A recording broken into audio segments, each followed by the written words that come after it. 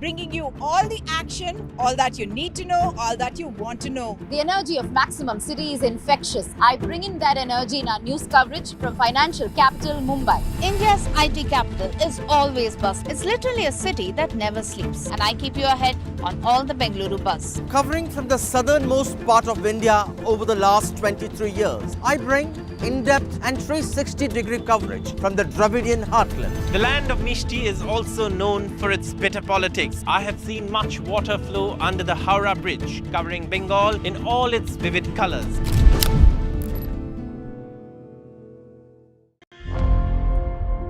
Election sunrises on the proverbial paradise. Jammu and Kashmir gets set to vote in assembly elections after a gap of 10 years. For the BJP, it's a referendum on Article 370. For the Congress and regional parties, it's a battle for survival. An election that will go down in the history. Watch the most comprehensive, the most nuanced, and the most power-packed coverage only on NDTV. New day, new show, a new experience. Start your day with the news, not views. We bring you stories that matter And impact your life. News that informs and keeps you ahead.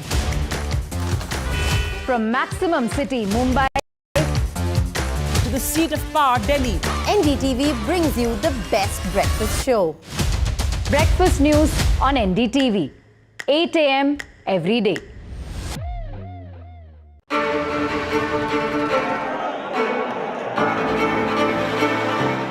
As Colombo recovers from its 2022 turmoil, the presidential elections will decide its future course and will shape its ties with India. Behind me is the Presidential Secretariat in Colombo, and who will be its next occupant is now a question we'll have an answer to on the 21st of September. Sri Lanka's most consequential election in decades, covered most extensively by NDTV. Stay informed and entertained with the new and updated NDTV News app. You can watch all our channels live, listen to podcasts, read breaking and exclusive news from around the world and more. Download the NDTV app today. Hello, Moto. Motorola Razr 50 Ultra comes with Google Gemini.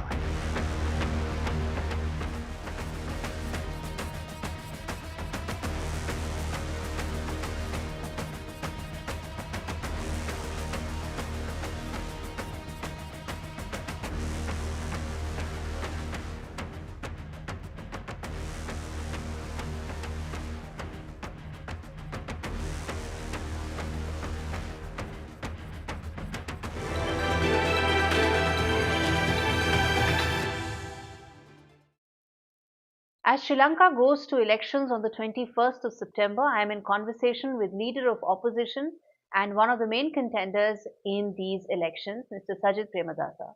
So thank you so much for speaking to NDTV. You're most welcome.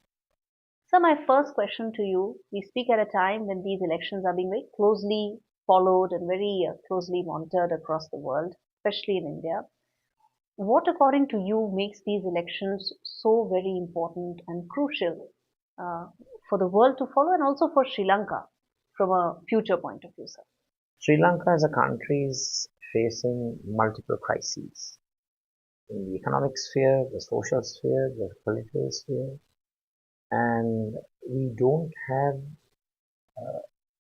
a legitimate government in the sense the present administration is an extension of the administration that was primarily responsible for making Sri Lanka bankrupt.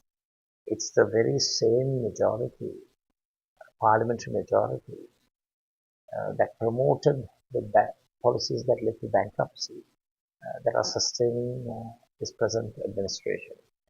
So the Sri Lankan people are eagerly waiting to express their opinions, provide their mandate for change.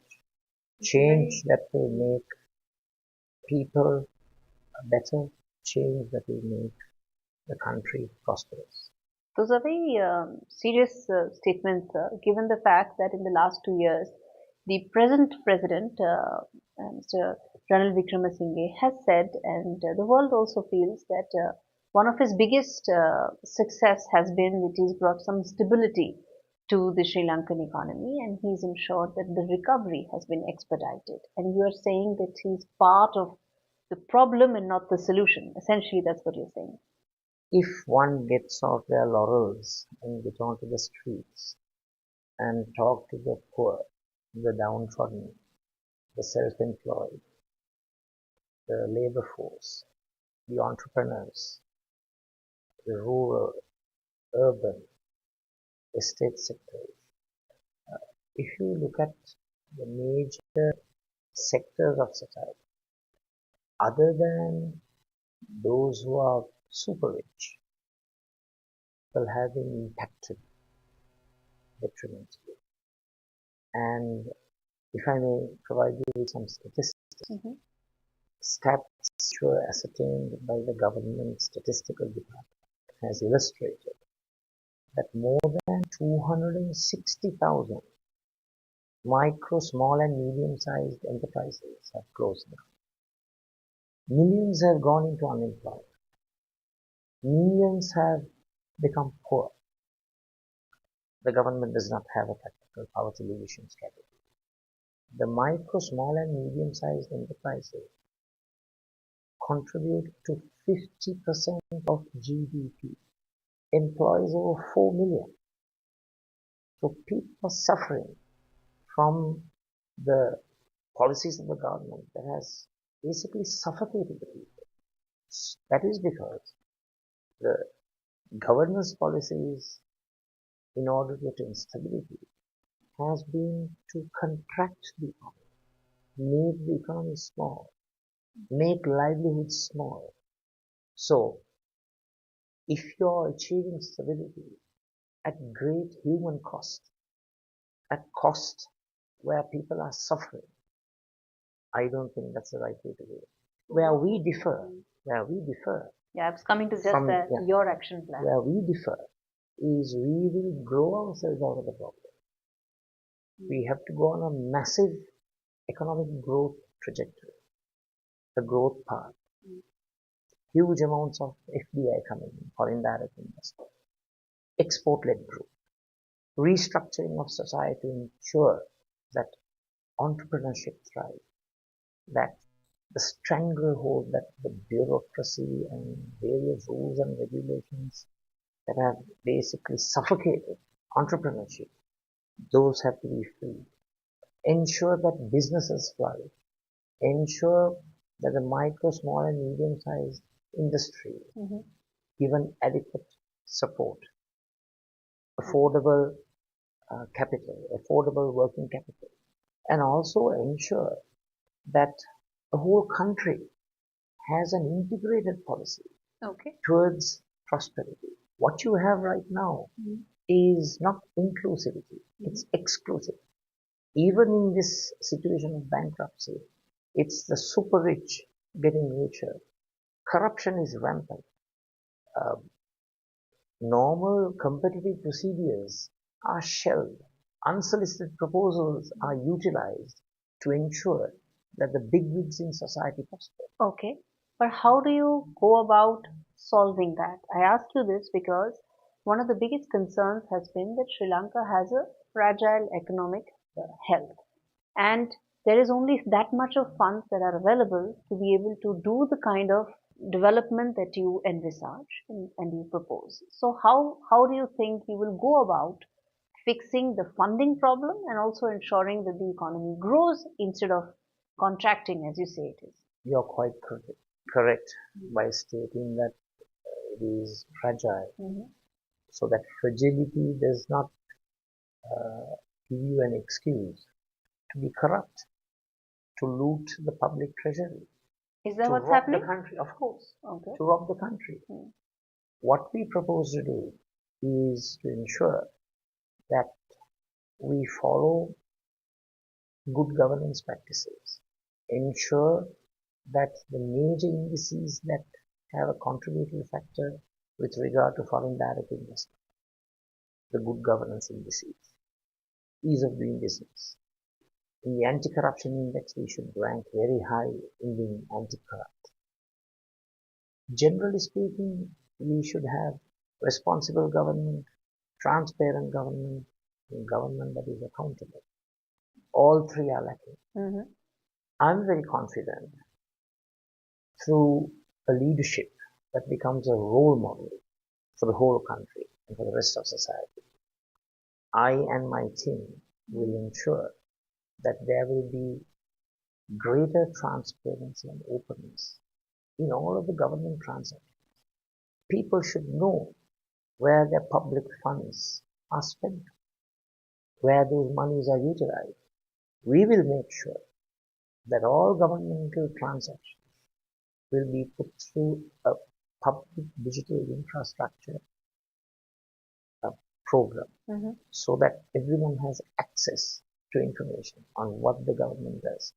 We will also, on the other hand, encourage the private sector, which we believe is one of the engines of economic growth. But growth has to be with equity. It cannot be growth that is biased towards a particular class, a particular set of individuals or groups that are in the higher echelons of society. We have to make sure that growth takes place with equity, equitable growth.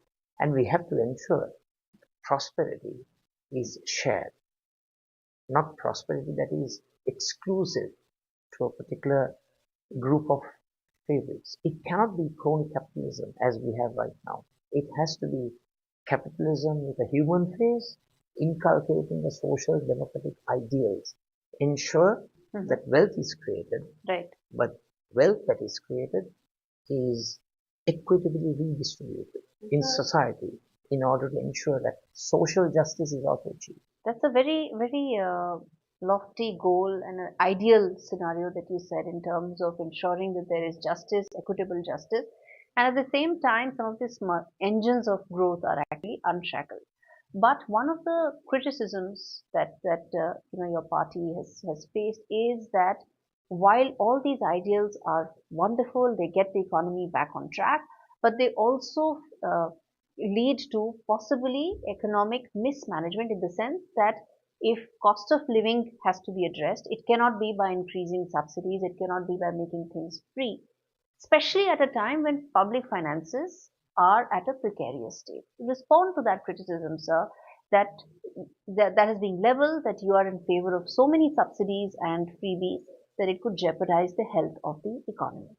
To be very honest with you, we will eradicate the crony capitalist structure that is existing at present.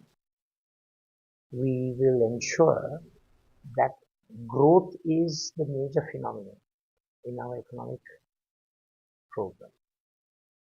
Of course, this government doesn't understand growth because they want to contract growth. It's a growth contraction policy. It's making everything small.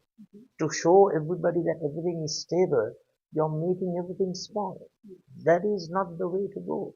We have to grow ourselves out of the problem. Do you know how many factories have closed down? Do you know how many youth have become unemployed? Do you know how many people are poverty stricken now?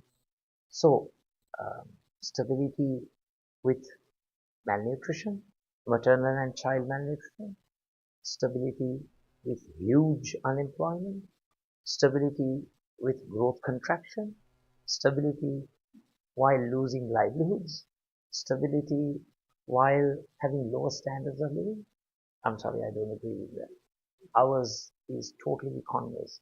But I must say, we are also very well aware that we have to ensure that our macroeconomic indicators are in the positive.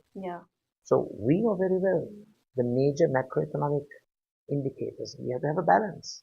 We have to ensure that we eradicate inflation, eradicate unemployment, have economic growth, ensure that balance of payments deficit, trade deficit, budget deficit Are under control, yeah. Exactly, we are very well aware. But the difference between the government and us is we don't just focus on macroeconomics. We look at the microeconomic aspect. Okay. We look at the individual. We look at the businesses and the enterprises. We look at the households. So we are taking an overarching integrated approach, whereas this government is only keen on showing to the whole world and to a particular class in our country that everything is stable and fine. Let me then switch tracks and ask about, the fact that the significance of this election. India has strategic interests in the region.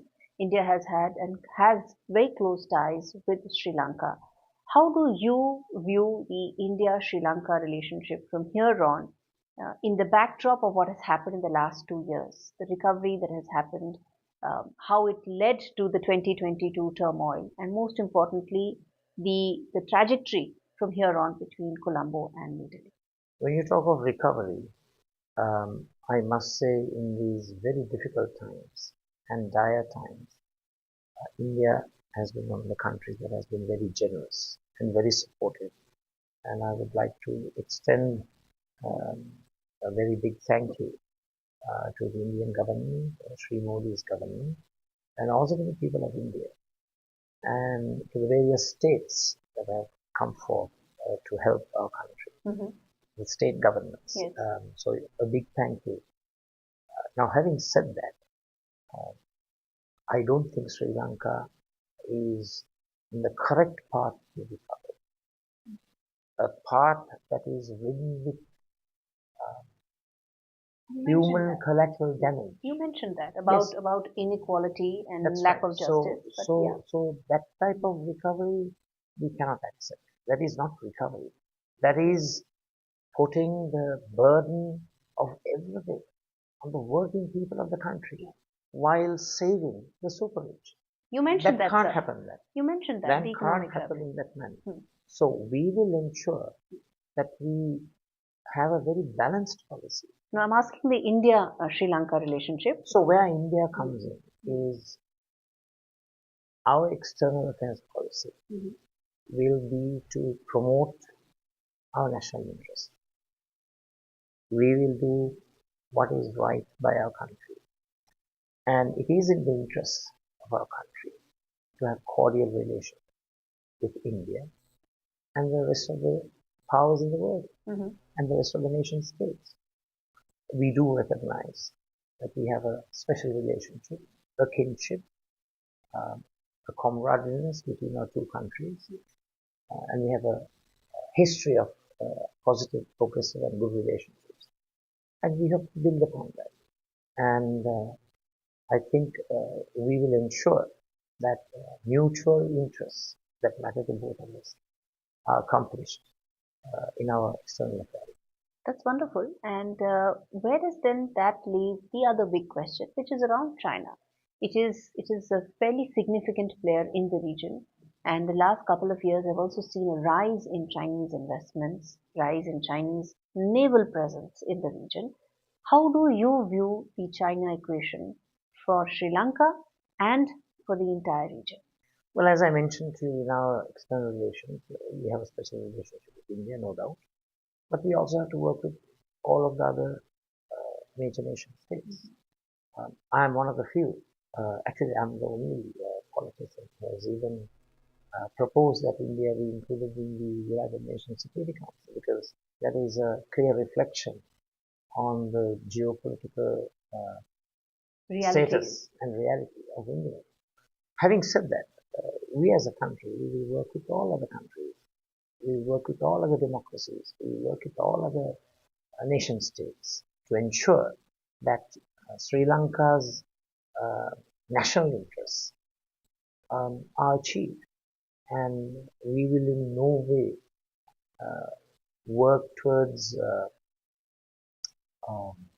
downgrading the security and geopolitical interests of others. Not so. We will be having extremely strategic relationships with all the other major nation states and ensure that our national interests are achieved and ensure that all relationships are based on mutual trust, constructive and progressive activities. So that will be the basis for our external policy. Right. And the basis for you and the reason why you feel that to reflect the realities of 21st century world, India needs to be in the UN Security Council. What makes you feel that? Because that will also mean, hypothetically, of course, because UN needs to be revamped, but that also means veto power. That also means coming at a time when there are some other powers like China who have veto power right now and block several important resolutions. So your reasoning for having India being in the Security Council? Well, it's a major reflection of global geopolitical power reality. And I must say, it's not just China. All the 5 permanent members of the United Nations Security Council have veto power. So there are those other permanent members who have the right to exercise their veto power. So Sri Lanka as a whole has been very balanced. We want to make sure that we protect our interests and also ensure that interests of other nation states are also not compromised and neutralized. So we are very, very sensitive to ensure that we don't interfere into the affairs of other nation states. But we are also cognizant of the very close relationship that exists between our country and your great country, India. While saying that, we will also coexist with other states. Finally, sir, let me ask you this, that what would be your number one expectation / demand from India as, after the elections, as and when, the results come out? What would you want to be the number one demand from India to ensure that the relationship gets cemented and also is in line with your vision in terms of Sri Lanka and the region? Well, first and foremost, I must say I don't demand. I said expectation / I always use the power to persuade. I will use all available skills that are at my disposal to persuade India to invest more in Sri Lanka, support Sri Lanka to come out of this problem, to help the people of Sri Lanka, ensure that socio-economic stability, not to the interests of the ruling classes, but to the people themselves, that their socio-economic interests, their health interests, their education interests, all that matters in the whole rubric of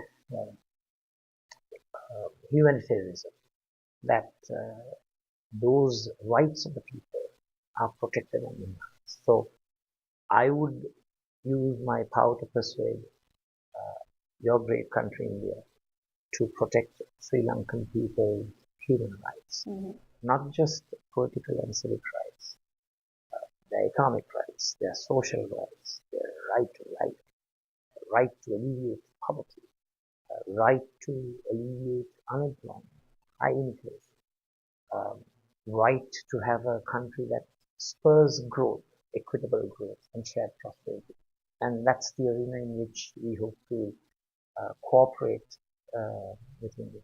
I wish you all the best, sir. You look like a very persuasive man, and I'm sure your persuasive skills will not be tested so much, and wish you the very best, sir, and look forward to engaging with you after the elections as well. Thank you very much. Thank you for speaking to NDTV. Always.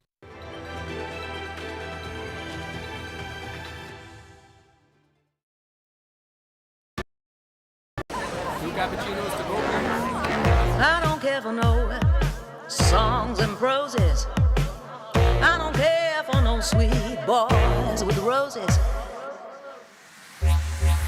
All I want is a touch of love.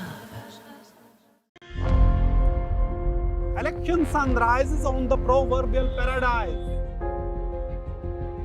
Jammu and Kashmir gets set to vote in assembly elections after a gap of 10 years. For the BJP, it's a referendum on Article 370. For the Congress and regional parties, it's a battle for survival. An election that will go down in the history. Watch the most comprehensive, the most nuanced, and the most power-packed coverage only on NDTV. New day, new show, a new experience.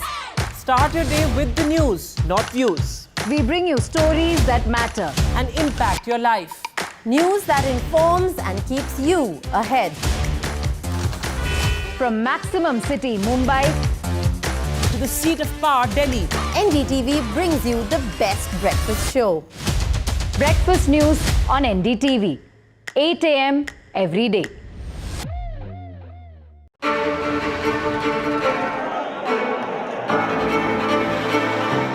As Colombo recovers from its 2022 turmoil, the presidential elections will decide its future course and will shape its ties with India.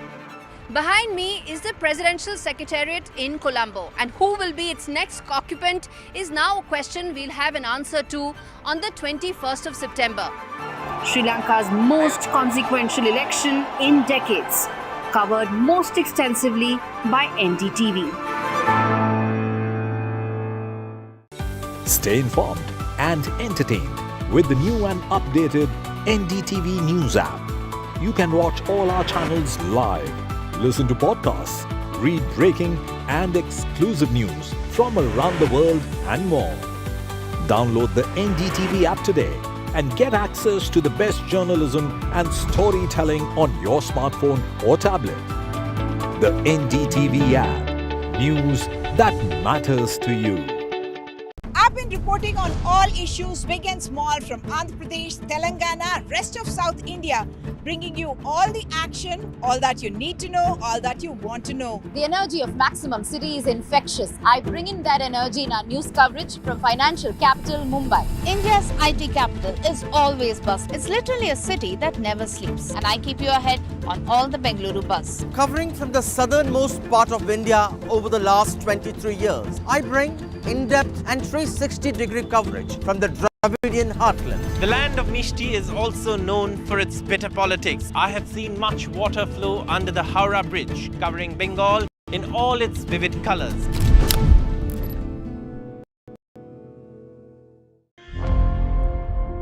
Election sun rises on the proverbial paradise. Jammu and Kashmir gets set to vote in assembly elections after a gap of 10 years. For the BJP, it's a referendum on Article 370. For the Congress and regional parties, it's a battle for survival. An election that will go down in the history. Watch the most comprehensive, the most nuanced, and the most power-packed coverage only on NDTV. New day, new show, a new experience. Start your day with the news, not views. We bring you stories that matter and impact your life. News that informs and keeps you ahead. From Maximum City, Mumbai, to the seat of power, Delhi, NDTV brings you the best breakfast show. Breakfast news on NDTV, 8 a.m. every day.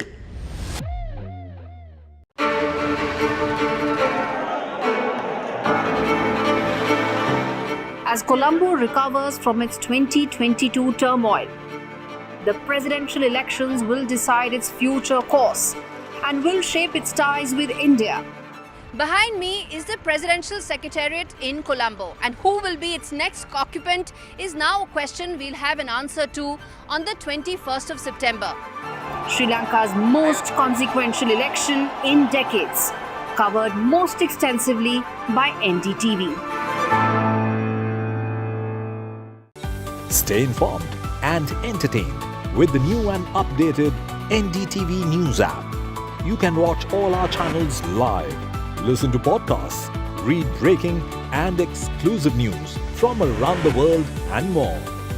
Download the NDTV app today and get access to the best journalism and storytelling on your smartphone or tablet.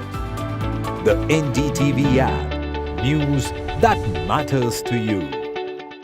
I've been reporting on all issues big and small from Andhra Pradesh, Telangana, rest of South India, bringing you all the action, all that you need to know, all that you want to know. The energy of Maximum City is infectious. I bring in that energy in our news coverage from financial capital Mumbai. India's IT capital is always buzz. It's literally a city that never sleeps. And I keep you ahead on all the Bengaluru buzz. Covering from the southernmost part of India over the last 23 years, I bring in-depth and 360-degree coverage from the Dravidian heartland. The land of Mishti is also known for its bitter politics. I have seen much water flow under the Howrah Bridge, covering Bengal in all its vivid colors.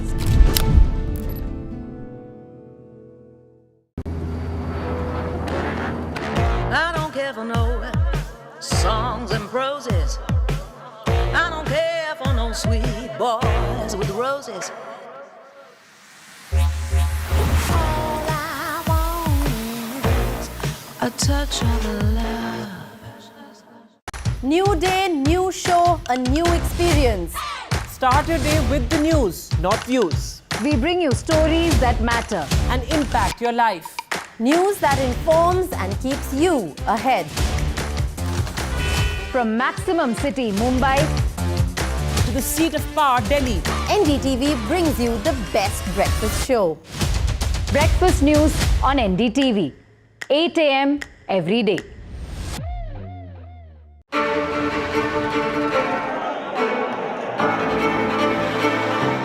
As Colombo recovers from its 2022 turmoil, the presidential elections will decide its future course and will shape its ties with India. Behind me is the Presidential Secretariat in Colombo, and who will be its next occupant is now a question we'll have an answer to on the 21st of September. Sri Lanka's most consequential election in decades, covered most extensively by NDTV. Stay informed and entertained with the new and updated NDTV News app. You can watch all our channels live, listen to podcasts, read breaking and exclusive news from around the world and more. Download the NDTV app today and get access to the best journalism and storytelling on your smartphone or tablet. The NDTV app. News that matters to you. I've been reporting on all issues big and small from Andhra Pradesh, Telangana, rest of South India, bringing you all the action, all that you need to know, all that you want to know. The energy of Maximum City is infectious. I bring in that energy in our news coverage from financial capital.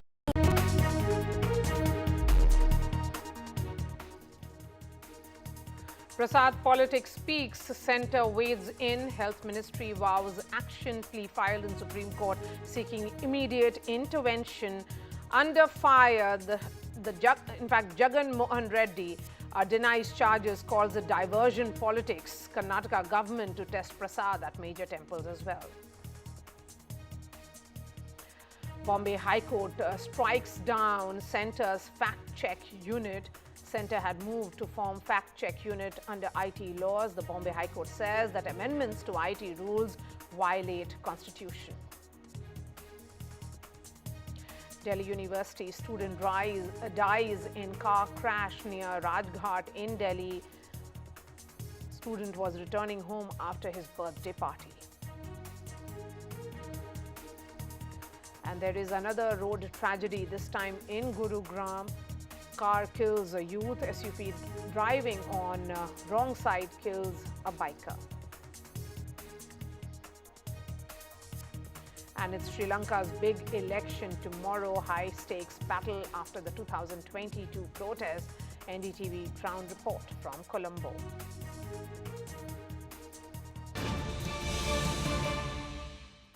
And we are starting with some piece of breaking news which is just coming in. There has been a bus accident in Budgam. 2 Jawans have lost their lives after a bus carrying army Jawans fell into a gorge in Budgam. 2 Jawans have died and 25 others have been rescued. The bus, in fact, fell 40 to 50 feet deep into the gorge. Nazir Masoodi is joining us live. Nazir, what else can you tell us?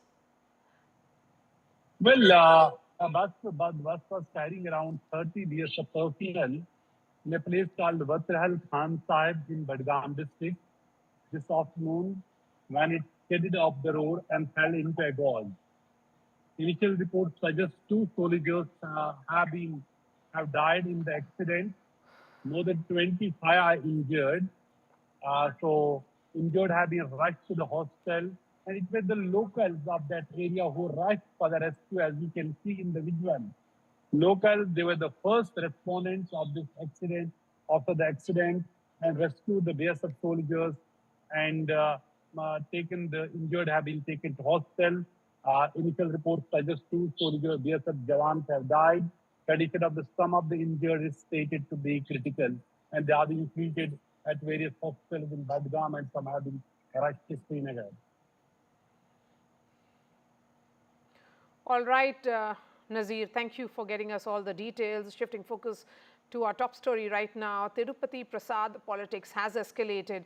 Andhra Chief Minister has expressed shock, and the YSRCP has denied.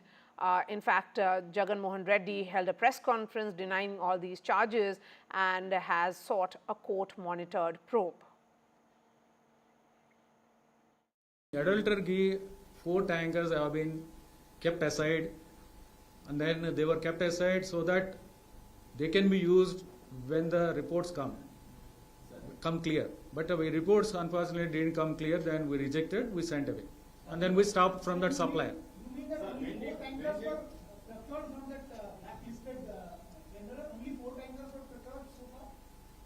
No. Prior to that also there was a procurement.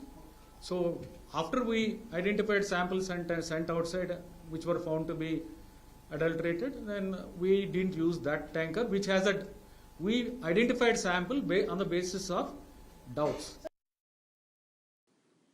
And after 100 days, he stands in a situation where people are cursing him for not delivering on those promises. And to divert people's attention from this act of his, he had stooped down to the extent of tarnishing the image and reputation of our temple. Well, TDP's Lok Sabha floor leader, Mr. Krishna, is with me. Sir, a shocking report had arrived yesterday. After, the Chief Minister of Andhra Pradesh claimed that there's beef that is in the prasads of Tirupati temple. They have claimed that, there should be a thorough investigation into it. What you wanted to say, because the entire nation is in shock? To put it very blunt, I'm not a person. I'm not someone who does anything political with regards to the Tirumala Tirupati Devasthanam. I'm someone who goes there every year, don't show my head. I rever, I pray to God, pray to Venkatesh Swami. So that is the place where I'm not going to do any politics there. But whatever has been mentioned in that report, yesterday it has come out, and it was shocking. I'm completely at shock. So I believe thorough investigation has to be done. If there is any incident that has happened that has been mentioned in that report, and if so, what was the reason why that incident has happened, and where the systems were not functioning, because there's thorough checks and balances of every ingredient that goes into the making of prasada at Tirumala Tirupati Devasthanam. So if there is any systemic failure somewhere that has happened, because if any tenders has been called for, definitely they mention in the tender clearly what is the requirement if we have to supply something. So once someone is going to put a tender for that, they have to look into it and they have to vouch for what they are supplying. So in the whole process, we have to dig deep and we have to find out where anything has happened, and if it has happened, where the system was a failure. So we have to correct it, and we have to see that these kind of incidents, if it has happened, should not be repeated. YSRCP की सरकार का पूरा समर्थन Bharatiya Janata party की केंद्र की सरकार को रहा जब तक वो वहां सरकार में थे। सिर्फ एक लैब टेस्ट की रिपोर्ट निकालकर हम सबके मन को इतना व्यथित करने से अच्छा है या अच्छा होता कि सारा खुलासा करते, नाम बताते, जांच का आदेश उसी पहले करते, जांच की रिपोर्ट सामने लाते। अभी क्या हो रहा है, हम सब परेशान, हम सब जो भक्त हैं भगवान तिरुपति के, सबकी आस्था के साथ खिलवाड़ हुआ है। जो दोषी है उसको कड़ी से कड़ी और तुरंत सजा मिलनी चाहिए। इसको फास्ट ट्रैक पे आपको इसकी जांच करनी पड़ेगी, करनी चाहिए, क्योंकि करोड़ों लोगों का, हम सबकी आस्था का इसमें सवाल है। I don't want to add anything more. Whatever the Honorable Chief Minister has said, that is a very, very matter of very serious concern that needs to be inquired into. And the central government's attempt to set up a fact-check unit has been struck down by the Bombay High Court after stand-up comedian Kunal Kamra had filed a petition, remember, against the centre's move. Centre wanted to amend rules to establish fact-checking unit, and Centre had moved to form fact-check units under IT laws. The Bombay High Court has gone ahead and said that these amendments violate Constitution. In a very significant development, Bombay High Court struck down the proposed IT amendment rules which empowered central government to establish a fact-check unit to identify fake, false or misleading information about its business on online platforms. Now, third judge, Justice Chandurkar, ruling in favor of petitioners Kunal Kamra and others who had challenged the IT Amendment Rules 2023. This is, of course, a big setback for Centre. The case had gone to the third judge after Division Bench of Bombay High Court gave a split verdict sometime in Jan. Now, Supreme Court had also in March stayed the notification of FCU until this is decided by Bombay High Court.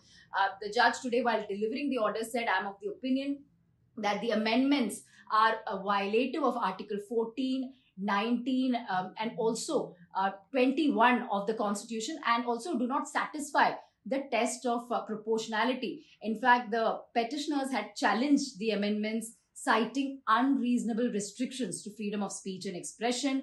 The petitioners also contending that the provision would in fact enable government-led censorship and empower the government to be a judge, prosecutor, and in a loose sense executioner of what constitutes a truth online. Petitioners saying it is violative of freedom of speech and expression, restrict fundamental right to practice their trade or profession, something Kunal Kamra had pointed it. Content could be arbitrarily taken down. He had said press freedom will be impacted and therefore will have a chilling effect. Government had said that the aim is to prevent spread of misinformation, right to know factually correct information as important as right to freedom of speech and expression. Solicitor General had said this. They won't be arbiters. Unit scope is confined to government, to business, and won't interfere with opinions, criticism, satire, humor. Unrelated to government functions. This is what the government had said before the court during the course of arguments questioning the need for FCU when there are other mechanisms in place to deal with fake news. So court not really buying Centre's arguments as far as this entire fact-check unit is concerned, and therefore ruling in favor of the petitioners. This is a big win for Kunal Kamra and others, but a big setback as far as the Centre is concerned, which at this point cannot really notify the fact-check unit. Perhaps the Centre may challenge Bombay High Court's ruling before the Supreme Court. And a Delhi University student has been killed in a car crash. The student died, unfortunately, on his birthday. Four were injured after a guardrail pierced through the car. In fact, the car crash happened near Rajghat in Delhi. A car accident happened on Thursday night, and metal barriers pierced through SUV windscreen. Accident took place in North Delhi, Shanti Wan's area, and victim is believed to be a resident of Etawah in Uttar Pradesh. Sources say that students were allegedly drunk. Another tragedy being reported this time from Gurugram. A biker has died after he was allegedly hit by a car driving on the wrong side of the road in Gurugram. The accident took place when the victim, identified as 21-year-old Akshat Garg, was riding his bike with his friends on the golf course road in DLF Phase 2 on Sunday. The accused was arrested and was later released on bail.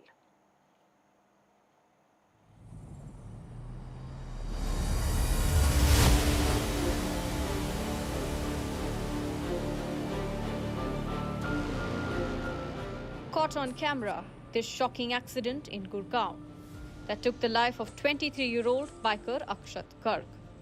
This video shows Akshat's bike crashing head-on into a Mahindra SUV that was on the wrong side of the road. The impact was such that Akshat was thrown off his bike behind the car. The front of the SUV was wrecked. Shockingly, the SUV driver was arrested but was released on bail almost immediately. You can see the SUV car, it's a luxury car, and the severe dent is suggestive of how forcefully the car sort of collided into the motorbike, which led to the death of the 21-year-old biker who was heading towards Cyber City with his friend. यही मांग है कि मेरे बच्चे को इंसाफ मिले और मुझे कुछ नहीं चाहिए। एक गलत इंसान ने एक मेरे बच्चे को मार दिया, बस मुझे इससे कुछ नहीं है। क्यों उसको छोड़ा गया, मेरे को यही है कि क्यों छोड़ा गया उसको, क्यों छोड़ा गया कि भाई मेरा बच्चा चला गया, लेकिन वो आराम से सोया है उस रात, वो आराम से सोया। क्यों पुलिस ने उसको छोड़ा और पुलिस क्यों नहीं